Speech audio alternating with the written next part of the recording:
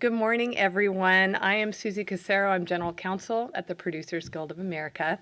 Welcome to our fabulous panel on virtual production for independent filmmakers. We're very delighted to have everyone here today. I just want to say thank you to our friends at DNEG who are sponsoring this session today. And just a few housekeeping items before we get started. As a courtesy to our speakers, if you could please remember to silence your cell phones. Keep your masks on, please. And instead of doing live Q&A, we are going to be writing questions down that you have.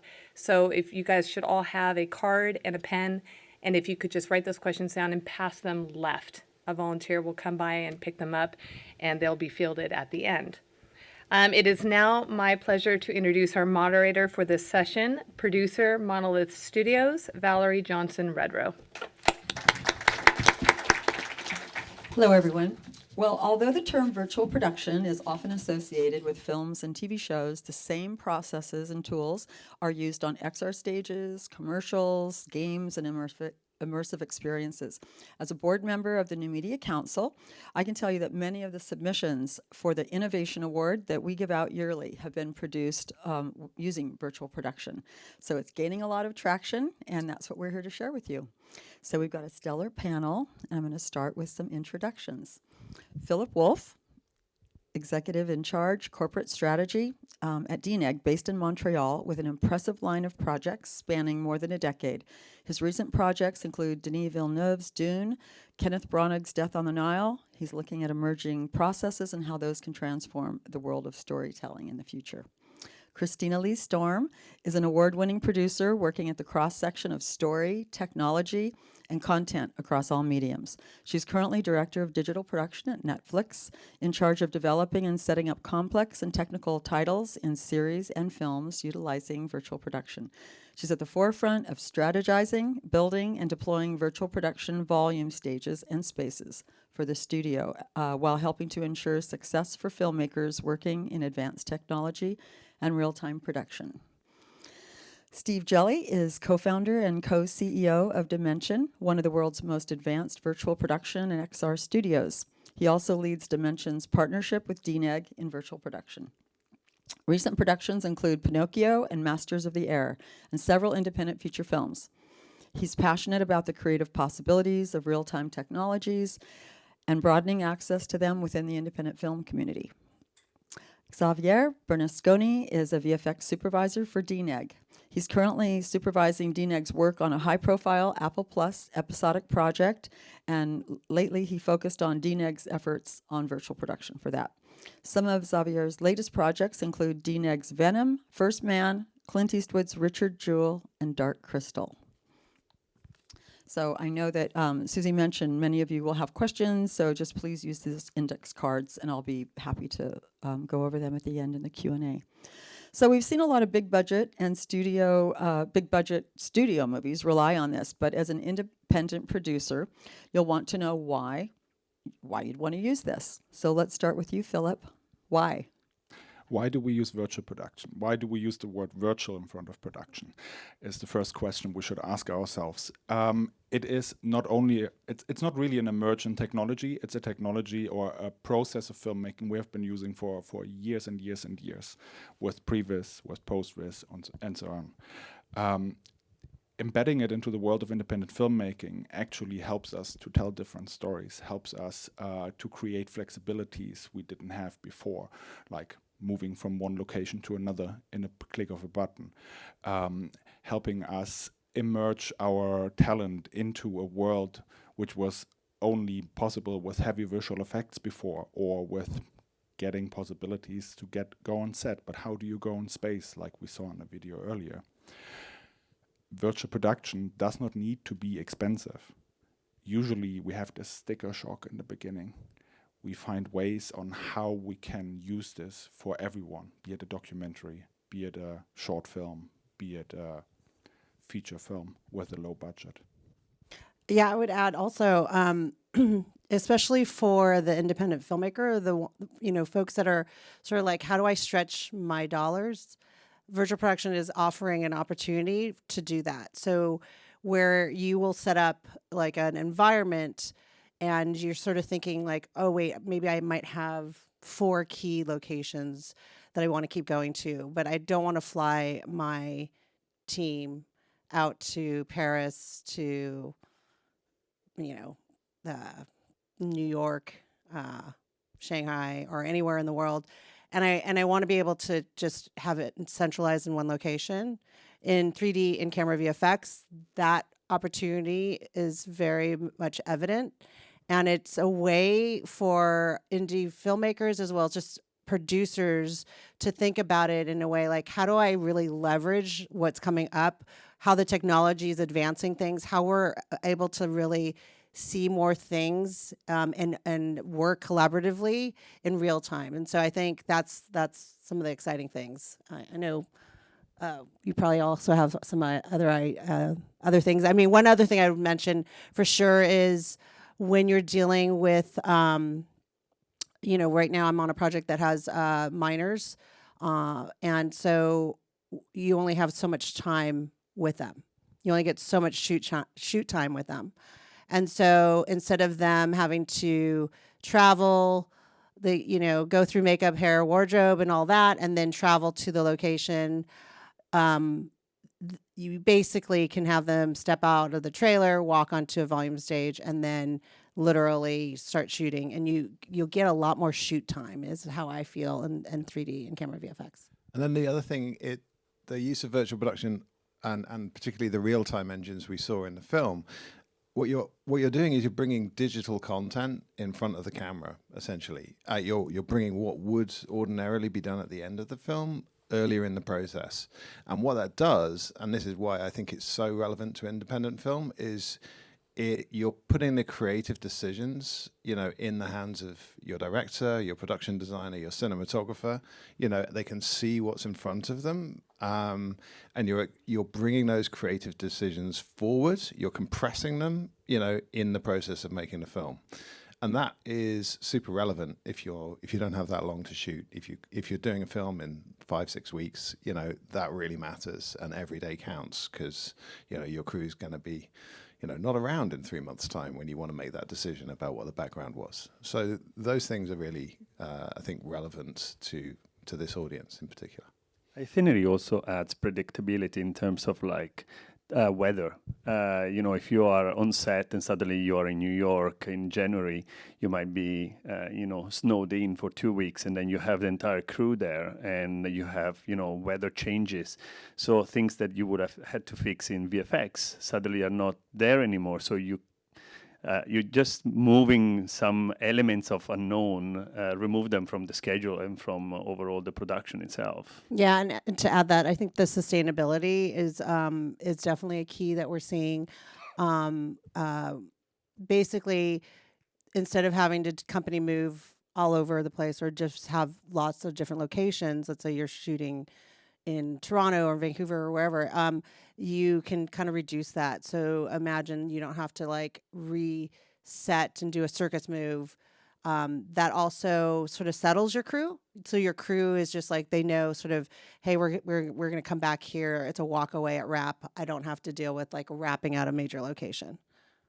Yeah, and the reduction and that can help with talent as well. Particularly, I mean, we've had this come up a lot, where talent has a preference for shooting in one location over another, or the promise of this technology is you can make a movie and sleep in your own bed, but that I think is not quite there yet. But I mean, it's a good goal.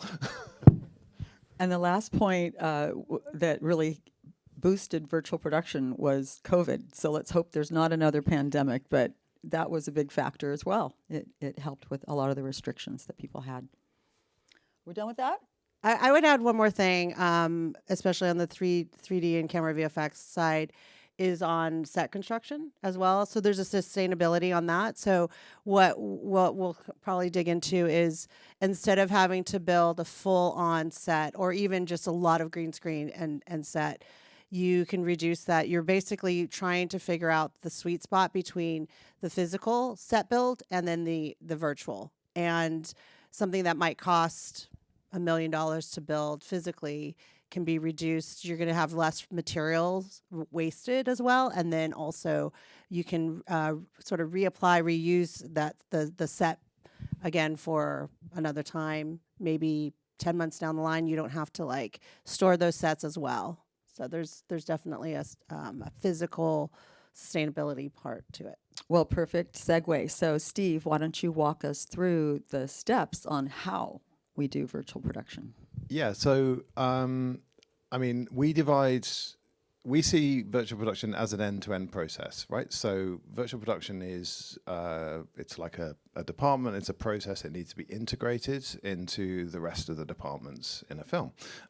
So pre-production is where there's probably the biggest change, because we have to make a lot of creative decisions early. We have to construct the environments, the locations, the settings that we're going to film.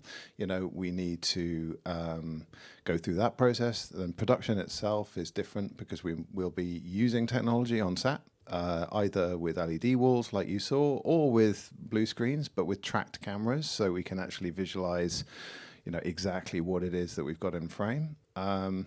And then the post process is, again, also different, because, you know, although there's a VFX process as well, it is also a combination of those things. You know, what you get in camera will often need to have a last pass in visual effects, even if it's in camera, if you like.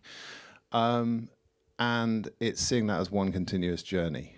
The processes, they're relatively simple. You know, there's the environment build of the digital world, which happens with a bunch of talented artists. And that can be really helpful, especially at the production design stage, where we'll be working with that person really closely, and they'll be imagining both the practical and the virtual set with us, and we'll work very closely with our department. Then we create the shots, you know, with the director, and then shot creation in the usual way. The difference from traditional previs, though, is that we've already have our world, and then we're putting the cameras in there. And it's very flexible and very creative, and you can have a lot of iteration. And then there's tech viz, which is really underestimated, because tech viz is, I think is the word, actually. I mean, tech viz, it just sounds unapproachable. What it is everything that happens in real life that you're going to do in a few weeks' time, including, you know, what kind of camera moves you're going to have. You know, you can design all these shots, but you've got to have the equipment on set to actually realize those shots. So tech viz is, how does my scene interact with the screen and the limitations that might exist around my set? And if you get all that working, then you're well prepared for production.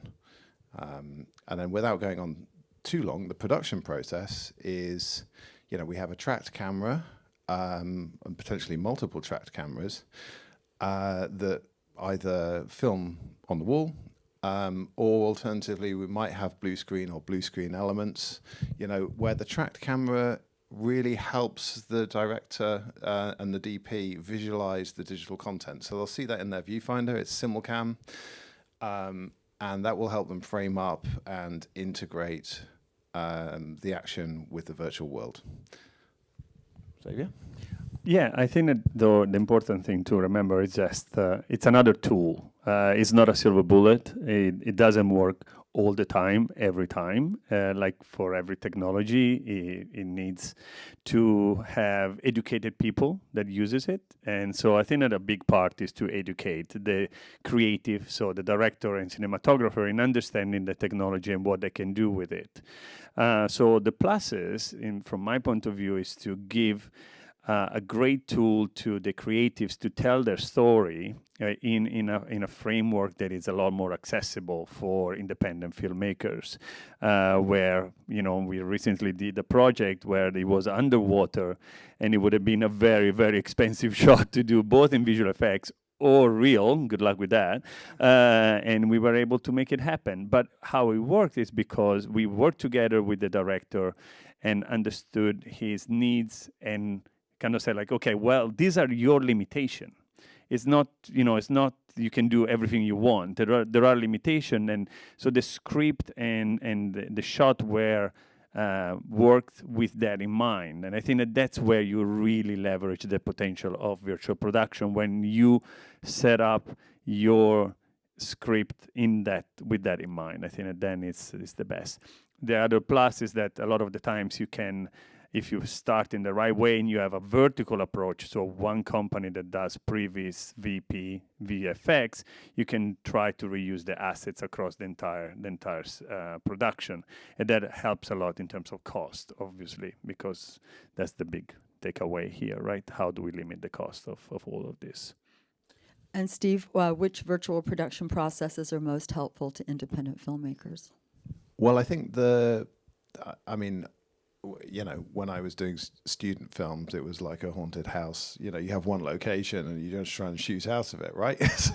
so I mean, there's and I'm mentioning that because you can get so much mileage out of so few locations in a virtual production. So I mean, there's one project we're looking at the moment which is shot entirely in an apartment. And the temptation is to go, well, just build it practically. But actually, there's a lot going on outside the walls of that apartment. There's a lot of times of day changes. And we realized we could just shoot it way more efficiently and do it that way. Things like car processes, things like that. There are so many use cases that are well established and available. And then there's a creative potential to a load of locations that are not generally accessible to independent film, whether it be sci-fi or... And I think that, with, and I don't want to use that word, but I have to, the meta, and more content coming available online from artists all over the world that are through, purchasing on Marketplace, you can... for independent filmmaker access work that has already been done, like New York's Times Square, and use it potentially with some additional work that could be like adding your own details to it, that you don't have to redo it from scratch. That would be extremely high cost. Yeah, Xavier, you mentioned also the sort of like the script. It's really important to like identify what is my project, what does it entail, and how best to maybe enter into methodology on virtual production. And then Steve, you mentioned car comp. So let's say you have a driving film. You're going to go from one point to the next.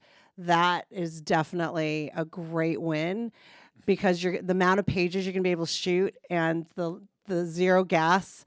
$6 today. What is it? $6.75, whatever it is today.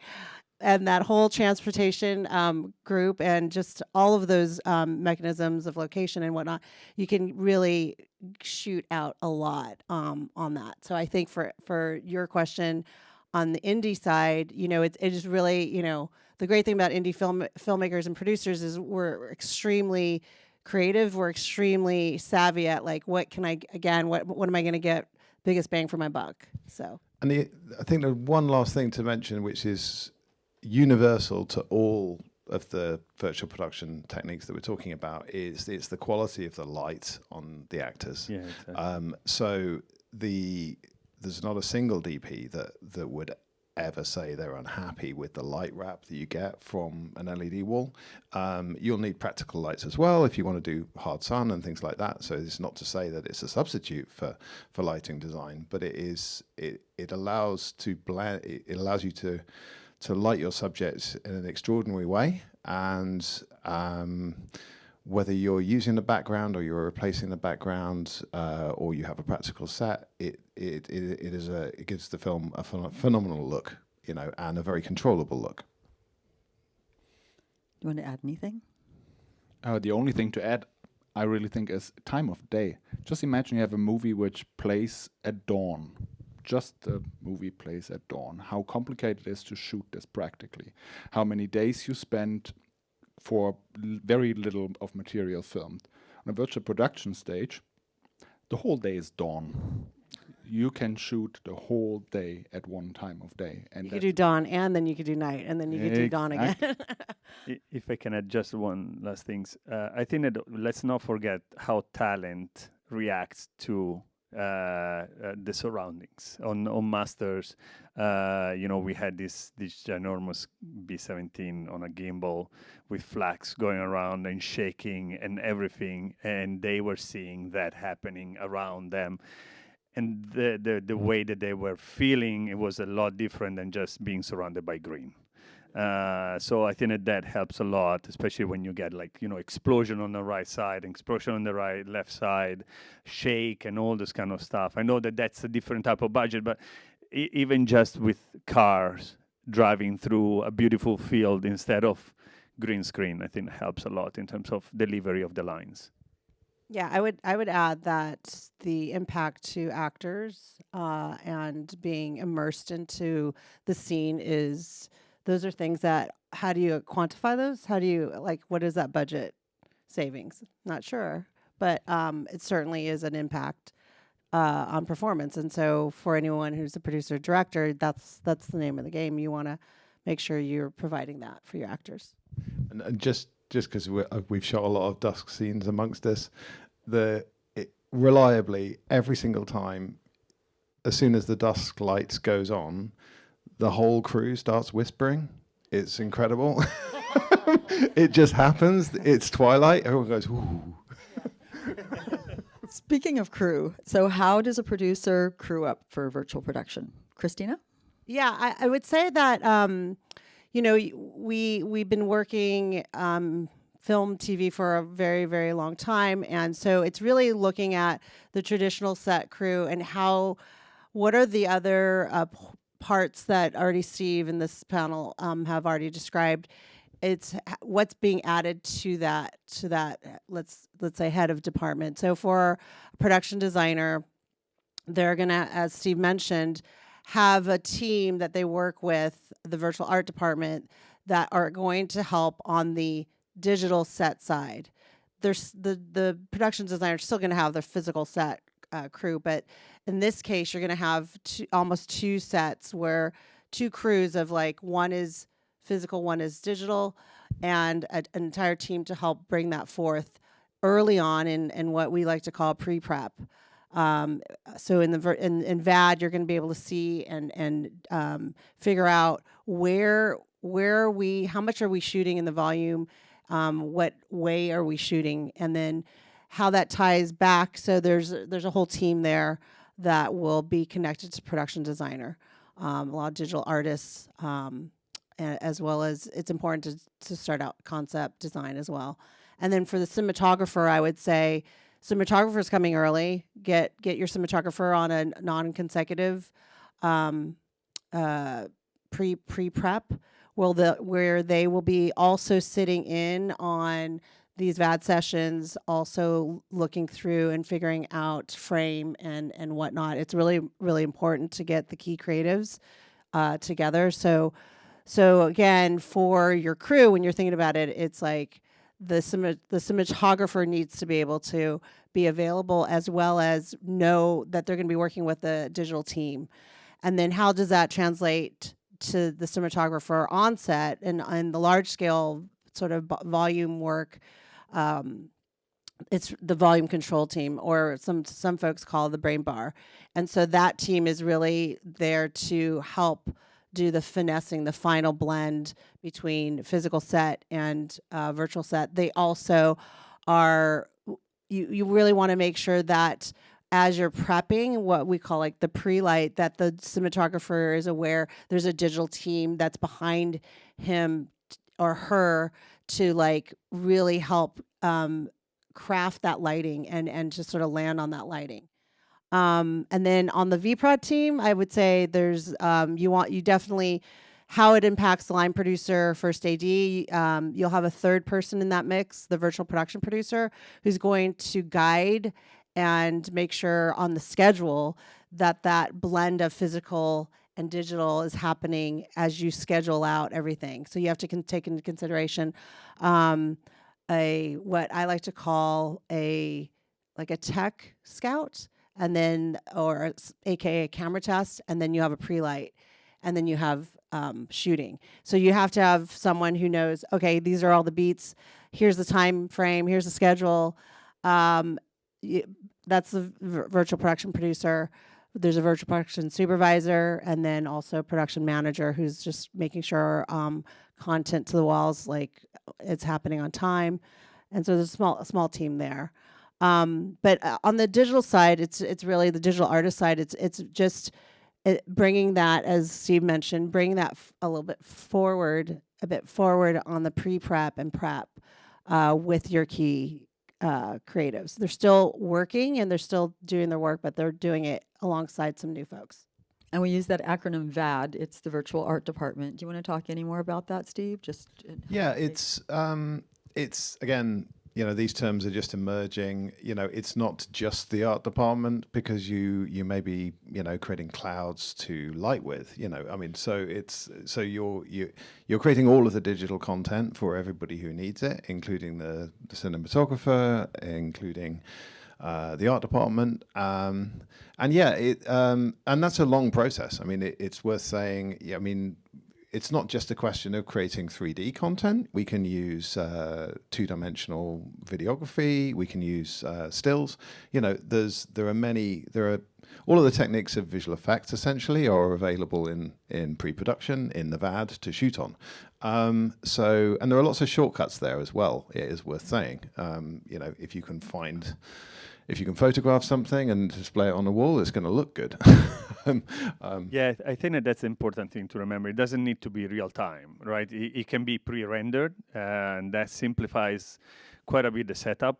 And for cars situation might be like an easier way to do it. You can actually film arrays. So take your plane, go up in the sky, film an array, and then reproject it. For First Man, that was some of the stuff that we did. Yeah, I think that there are different approaches. So yeah. Although but then you also have to think about animation. I mean, the real benefit of using real-time technology and 3D is when you move the camera through it, you know, and there is movement in the shot, and you see the parallax of digital objects work, you know, moving around. So you have to also think in terms of animation. It's not just a static scene that you're shooting against. It's not just a backdrop. You know, you might be animating through a city. You know, you might have an actor in a buck, you know, in a car, you know, and you're doing a high-speed car chase, which is something we've done, you know, before. So those are very different from traditional art department roles.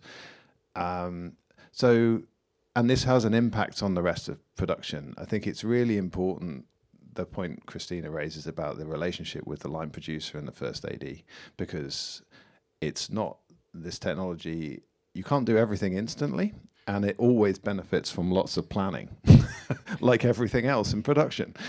Yeah, exactly. And if you don't know how long things are going to take, then you can't schedule it, and you're going to miss your days, basically, you know.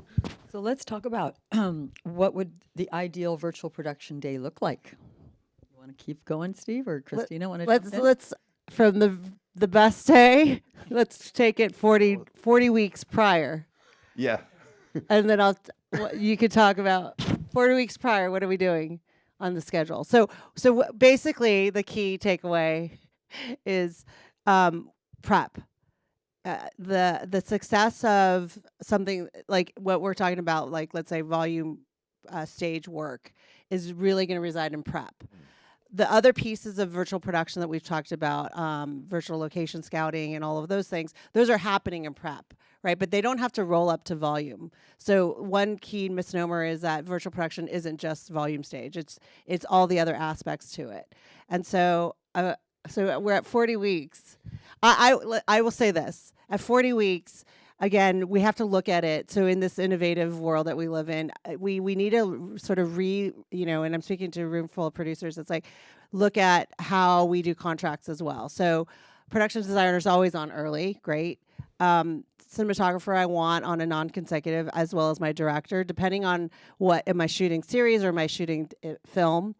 And then I would definitely bring in your virtual production, your producer and your virtual production supervisor early, but without some of your DP and your production designer on early and some of their team, some of the production designers team there, your prep starts to just get diluted or like weeks go wasted. So okay, 40 weeks. So 40 weeks, ideally you've got all of the department in the room, but as Christina says, very often you haven't, right? Yeah, and you've got you're missing key roles, but that's fine. And what we do is we create a sort of proxy of that. So, if we can get the environment, some of the shots, and the tech viz, therefore the stage that we're going to shoot on, or the simulcam techniques that we're going to use, then we can look at the script, we can break it down according to what's practical, what's in camera visual effects, what's simulcam, and we can work with the first AD at that point and pretty quickly work out, a one line. It's fine.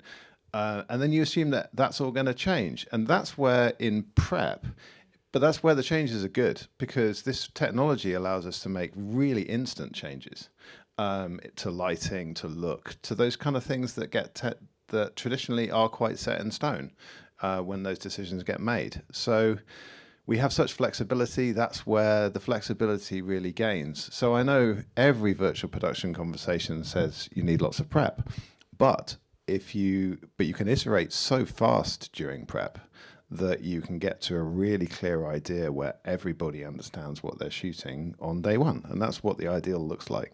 I would add to that, again, that in that prep, locked in decisions. So getting closer to the creative decision is really important. And laying out, this is again, your virtual production producer is going to lay out that schedule. Okay, here's a pass. We're going to go through it. We're going to get creative. We're going to discover. And then there's going to be a point in which we need to lock some of this down before it gets handed over to get actually constructed. So there's a discovery phase, and then there's a build phase. Yeah.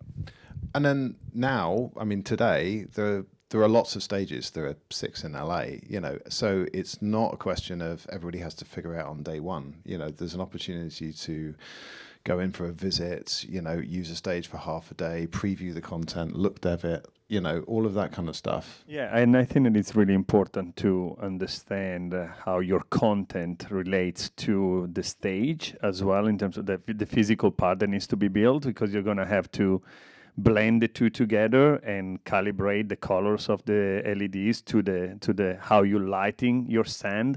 Trust me, it looks very different between the real sand and the one on the LED, and it might take you by surprise.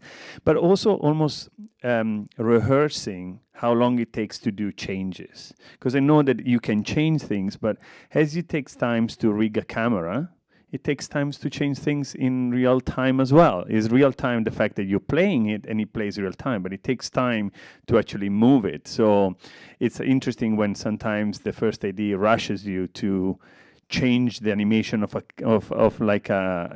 motorcycle and something like that, when they spend 2 hours rigging, the cameras. You're like, can I have 10 minutes, please, to do my job?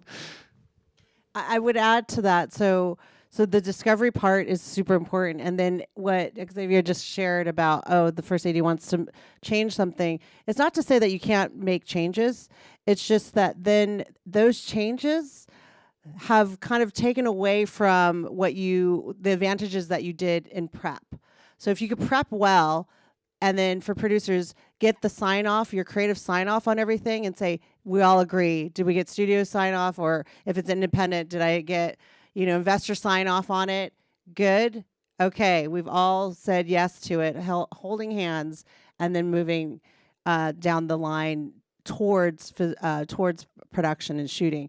And I think it's just in that time frame of like that, I said 40 weeks, but it's really that communication that lies. So is cinematographer aware, director, and production designer? Are they all aware? Have they all signed off on all their pieces?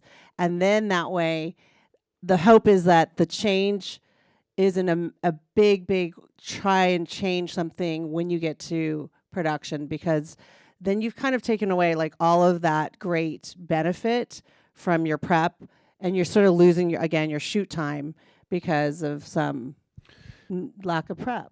And then you can do quite a lot of discovery on set as well. So one thing what we started to do is do a checklist on before principal photography, where here are all the changes that are really easy for us to make, and here are the ones which are, really difficult, and my experience, those are just creative limitations, but they're also creative opportunities. So working, you know, that when it goes well on set, you've got a director who's finding stuff they haven't thought about before, and there's that moment of discovery with the actors and the scene and everything else, and they can lean into it, and then virtual production does more for them than anything else I've seen. And I think that discovery is the very important thing. I think directors needs to be educated on what this technology can do and cannot do and what they look like. Because you don't want to underwhelm them when they come on set and they're like, looks like my PS5, Yeah, as we heard yeah. before. I would say that there's an onboarding education during that 40, I call it the 40 weeks, but where everyone's sort of learning. A lot of times this is very new. And so it is important for directors to feel they can discover, they can ask a lot of questions, they can be open. It could be a small group thing. But I do feel that that's like all the questions, curiosity is being unwrapped during that time period. Well, I know that I've never had that 40-week experience. We're really looking forward to that at Monolith. However, I wanted to ask you, when you talk about like kind of affirming your choices, isn't it true that you can just kind of plan for your options so that you have those choices on set? So Yeah, totally. You can set up tools that allow you to change things in a much quicker way, like lighting. You can do presets like dawn, or if you have like a rain or this kind of stuff, for sure. But if you know them ahead of the game, you can prepare for that and quickly change, like scenes. You know, it's already there, and you say like, okay, 5 minutes loading the new scenes. Sometimes we have multiple machines on the same set, so one's on the same stage, so one machine is loading ahead. So you can totally be prepared. It's just about, you know, be prepared and making sure, as well, not just for virtual production, but for also what comes after, that is the visual effects, and how can you work towards that and not impact the work that the visual effects team is going to have to do, but facilitate it. Because I think, again, being vertical and using the same assets and the same cameras and the same motion capture of the actor allows you to not have to go through certain steps like body tracking the actor, because you get it through motion capture, and suddenly your effects can interact with the actor without spending weeks body tracking your act. So I think that if you think ahead and you plan it, it's definitely gonna save and also get you a better result. You know, believability and storytelling will benefit from it, because that's at the end what we're looking for, telling stories in a better way. can any of you comment on that? You mentioned, oh, it looks like it looks like my PS5. Are filmmakers mistakenly looking at the LED wall, or are they looking in camera? Kind of talk about that. Okay, that was something that happened. But anyway, some directors are harder than others, as we all know.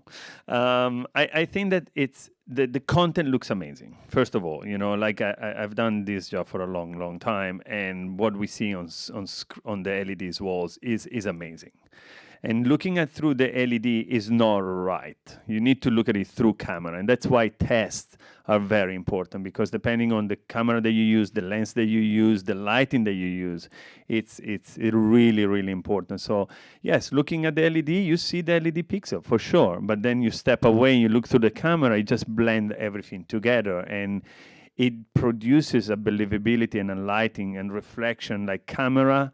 You know, like the ability of seeing when you do a car chase and you see the reflection on the eyeballs. Those details is something that it will cost a lot of money in doing visual effects, because you need to do in Nuke, put a lot of stuff in it, and instead it's coming out at the same time as your lighting. So yeah, don't look at the LED, look at through the camera. That's for sure, absolutely. And then also you can, you know, I've seen when you see a cinematographer really start to use it and realize it's his or her image, you know, then I've seen them smear the lens. I've seen them do all sorts of things that are just committing to getting that image in camera, you know, and that's really interesting, you know. So lens choices are super important, you know, those kind of things. Just don't use smoke inside the stage, please. Otherwise, I can throttle it out. But So I've heard it termed that you take your post budget and put it into pre sometimes for visual effects replacement, but it's really not that. But let's talk about budget, and that's your thing, Philip. Why don't you share how you go about budgeting for virtual production? So everyone in this room now heard, okay, 40 weeks ahead of time. Not everyone, just some key people. We need to have key people earlier, which we usually don't have on payroll till prep. That sounds all awful lot expensive. Then we're talking about these stages was ginormous LED screens. All costs money, right?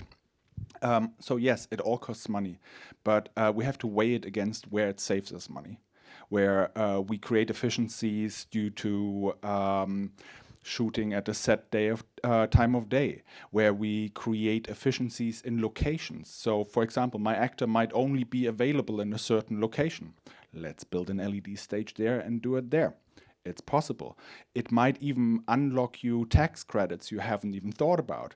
Let's say you shoot a movie in Los Angeles and do your virtual production shoot with your principal cast in the UK, and suddenly you have above the line tax credit you haven't even thought about before. You can also leverage in BC the Dave for your volume control team.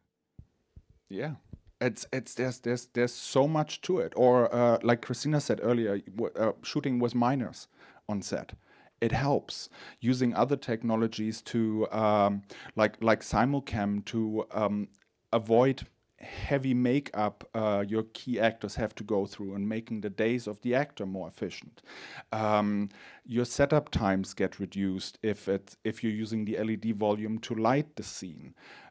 There's so much opportunity to reduce shooting time with it that you're literally weighing up the additional costs of virtual production against shoot time. And every day on set is expensive. We all know that. Yeah. I would say some. I think when it was coming out, it was like, oh, okay, this will reduce virtual VFX, which is a misnomer. I think it's basically, let's say you have a script. I'm going to just ask a show of hands. How many have like a script and you're like, I think I might want to think about this for one of my projects? Like, raise your hand. Okay. Oh, a bunch. Okay.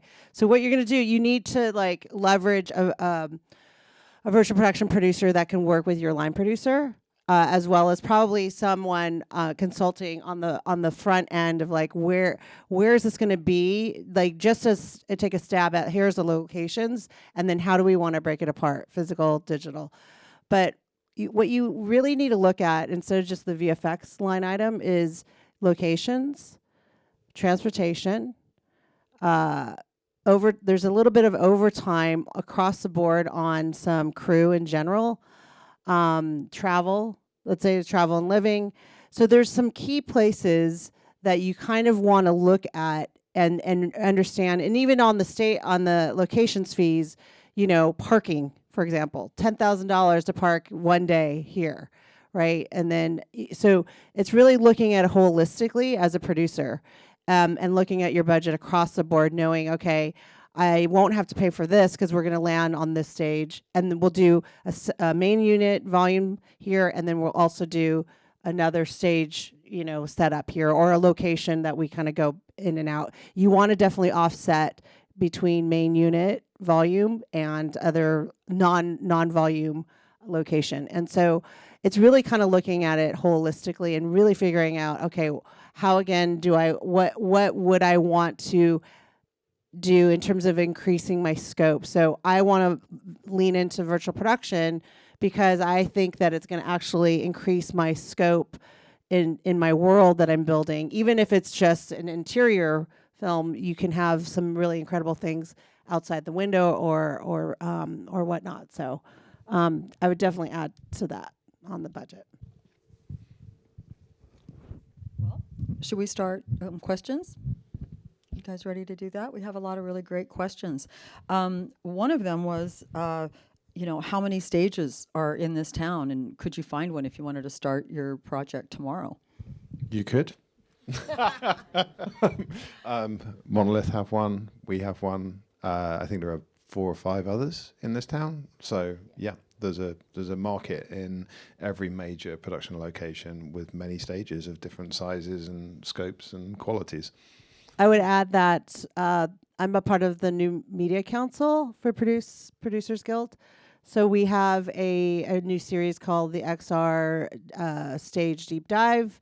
And so we've already seen 2 stages, PRG as well as Monolith. And so we're touring this year if you're a PGA member. And I think it might be open to the public as well, but just sort of kind of keep your eye on that. We're going to go check out a couple other stages. And keep in mind, it depends on the size of the LED volume or wall that you need. So there's a lot of factors that go into it. So join us on a deep dive.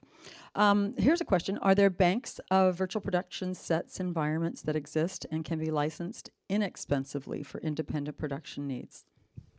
Well, yes. There's the Unreal Marketplace. You know, you will need to do stuff to those assets, you know, probably to get them ready for filming with. And then there are all of the libraries. And as I've said, photographic sources are also perfectly fine.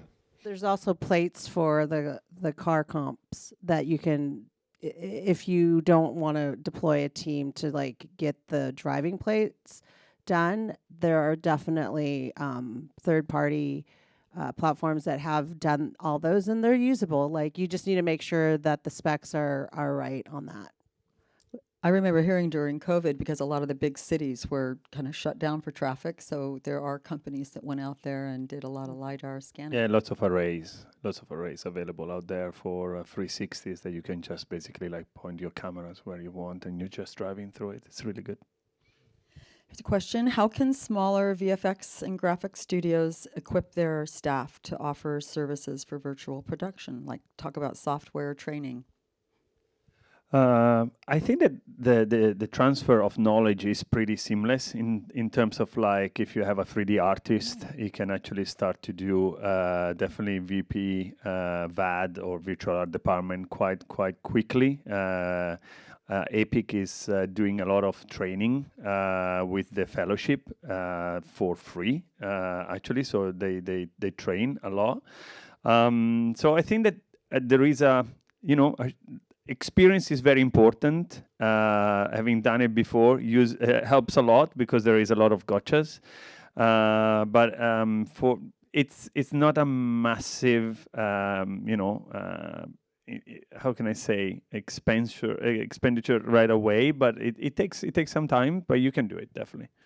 And there's also a very good source for material around virtual production on the Visual Effects Society's website, vsglobal.org. You find under resources virtual production section, which has a lot of virtual production resources, including a webinar series Christina has produced last year around virtual production 101 and 102, right? To answer some of the questions. And Epic has released the field guide, which is very Thorough, yeah. There's 2, 1, and there's a field guide too. Yeah. Yes, and also keep in mind, all of you can go on to the Epic store and download Unreal Engine right now. Download the scene file for virtual production. There's a demoed scene file, and you can get going immediately. And it's free. And it's free. Yeah, it's free. Also, I would mention those that want to move more in the volume control, like the stage operation side. It's super important to get physical production experience, understand what it means when a set's working, running, sort of like department heads and whatnot. I wanted to also mention on the volume control, there's LED management for sure when we talk about crew, and then also the motion capture team is also there on stage during the shoots. So there is a lot of technical skills needed for that. So I mean, but for example, a lot of our team have either come from a background in mocap, or they've come from a background in video engineering or live music or those kind of things, or they've come through the Unreal end as a developer, perhaps, or a game developer. I think what I would say about this this field at the moment is, unless you have any of those foundational skills as an artist or any of the ones I've mentioned, it's difficult to get into this because you kind of need to have one of those disciplines, you know, there already. And then for producers, it's just a question of having experience, you know, and when you can use, you know, a $10,000 camera now that has global shutter and Genlock, you know, I'm not going to mention which one, but there is one. That's a viable virtual production camera now, when, you know, a year ago it was all $100,000 plus. And all of the people sitting in front of you today, you can reach out and ask your questions if you don't have the expertise. And that's something, can you talk about the variety of stages, though, available? Because I heard there were like a lot of pop-ups after COVID started, and you don't necessarily get the experience of the people that even own the volume to be able to advise you, right? How important is that? Yeah, I think what you're hitting on is there's a lot of stages that are sort of like have popped up, and you have to sort of have an understanding of what can they provide and what kind of work can they provide. So is it a playback, a 2D playback, and that's a little bit easier lift, or is it they're going to really actually try and do and display 3D in camera? That takes a little bit more what I would describe as a volume control brain bar team who has an expertise in working in game engine. So I think it's important to sort of ask questions when you're looking to set up something at a stage, for sure.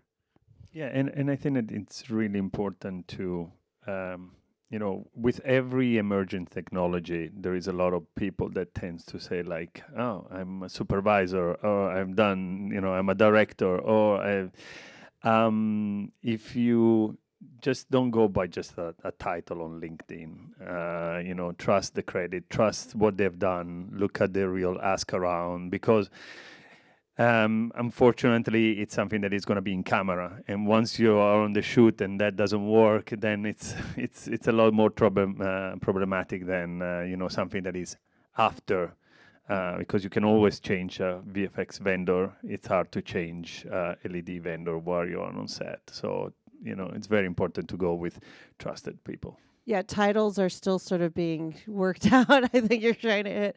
So someone who might be called a virtual production supervisor, there might be different categories on that. Talk to Xavier. Value experience. Here's a question about shooting car comps for indie filmmaking. Is there stock footage available now for production so they don't have to pay for creating the footage?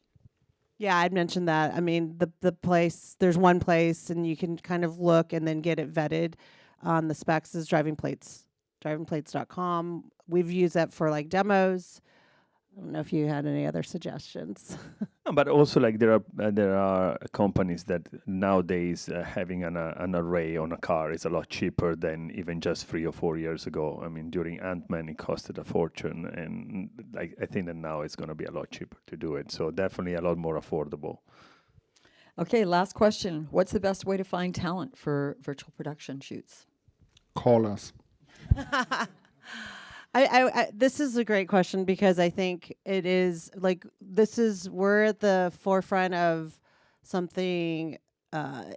We're constantly evolving. We're constantly innovating, and so no other time I feel at least have we the opportunity to lean into diverse type of talent base. And there's no other time for someone who might be more in traditional to sort of lean into what's at hand now. Like Philipp talked about, go to the go to Epic Games website, and you can really dig in. All the information is there. And so there's definitely a need across the board, from stage operators to volume control, Unreal Engine folks. Also, folks that can actually in real time, like live composite, is really a skill. That means that if they're a compositor just out of VFX and they sort of like to do their pacing and they don't want anyone talking to them, they're probably not set for like stage ops. Whereas, someone who's like, I love the thrill, I love being on set and getting that like. I need to go back and give real-time feedback based on what I'm blending immediately. So I think there's just across the board a lot of needs, and I think a lot of that information is available. As Philip mentioned, the Visual Effects Society resource page is a good starter. This is kind of a combination of like the nerds behind the scene and then personalities that are good on set, right? It's kind of a nice time to blend those two. It's actually, I was talking to a virtual production supervisor he said, the way I go about crewing and finding teams is really about personality.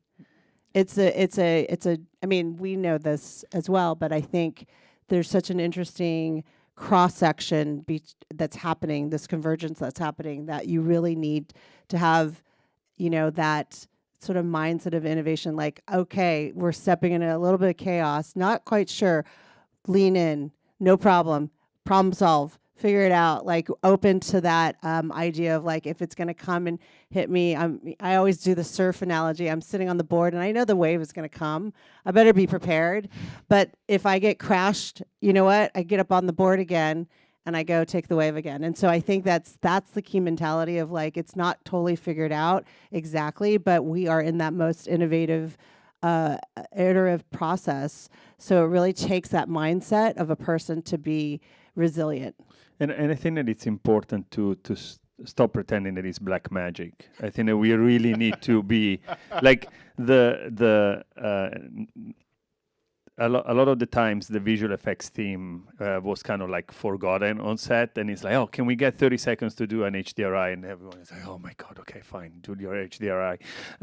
Now instead, like 2 seconds now. Yeah, exactly. it's But fast. now we need to provide the content for the LED stage. So the relationship on set are shifting, and some of the visual effects people they might not have yet the understanding of how to relate to other departments. And I think that requires a little bit of like handholding and understanding how to relate to, with the first AD and with all the other departments. And it will take some time, and sometimes relationships are tricky on set because everyone is on a clock. So that entire structure is also changing and requiring some adaptation there. And there's a lot of translation to this multi-department stuff. I mean, if somebody's talking in exposure and stops, you've got to, if you're operating in Unreal, there are no buttons called exposure and stops. Do I set the brightness to 2.0? Yeah, exactly. It's like, oh yeah. We've gone through this before in animation. It was 2D, and then there was a switch over to 3D, right? And it's incredible the stuff that we see in animation today, even from like, first days Toy Story, right? But there was a whole group of folks, artists, that had to actually make a decision. And, that's the same thing across the board for all heads of departments, like art department, they're looking in, they're trying to understand. It's a great time to like bridge everyone together. Cinematographers, how do we work through this? What do we want to innovate on? And so I think that we're as production people, as producers, we're so resilient to that learning, wanting to understand and being open. And so I think that's what I would mirror. I would say that we've seen this already in the evolution of animation. We're going to see this in the evolution of real-time production. Like when we went from, stage and models and miniature to 3D, the ILM, the model making department, went from making the miniature to do it on silicon graphics. Now we are basically doing the same. And I think that's what I mean with black magic needs to be stopped and like sharing as much as possible. Because if you're open to share what you do, people doesn't feel like put off. Like if you're embracing the other departments, if you're working with them, they're gonna work with you. But if you're trying to say, oh no, we only know how to do this, obviously they're gonna be put off. And that's what I mean with like we need to share as much as possible how this process works in order for everyone to join in and work together to make it happen. Well, I think we're almost out of time here. I wanted to touch on one thing, though, that we didn't mention for independent filmmakers. You still go in the traditional way to where the incentives are, right? And there are volumes in, like Monolith has one in Atlanta and Nashville. We've got them all over, so you can also look at that for your cost savings, like you would in traditional filmmaking. Go to where the incentives are, even other countries. So any burning question that anybody has that I didn't ask? I think I have to end it, right? We're out. They're going to turn the lights out. So you mentioned not to use smoke because you can't roto it out. If you were doing anything like with the stunt department, we're doing like fire burns or something like that, is there anything else that can impede?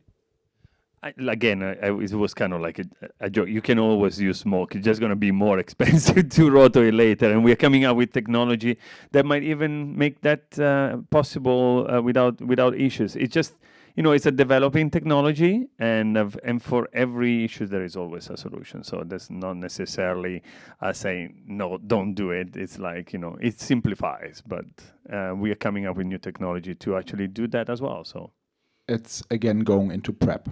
As long as we know ahead of time this is something on the schedule, we prepare for it, and then it's going to be solved.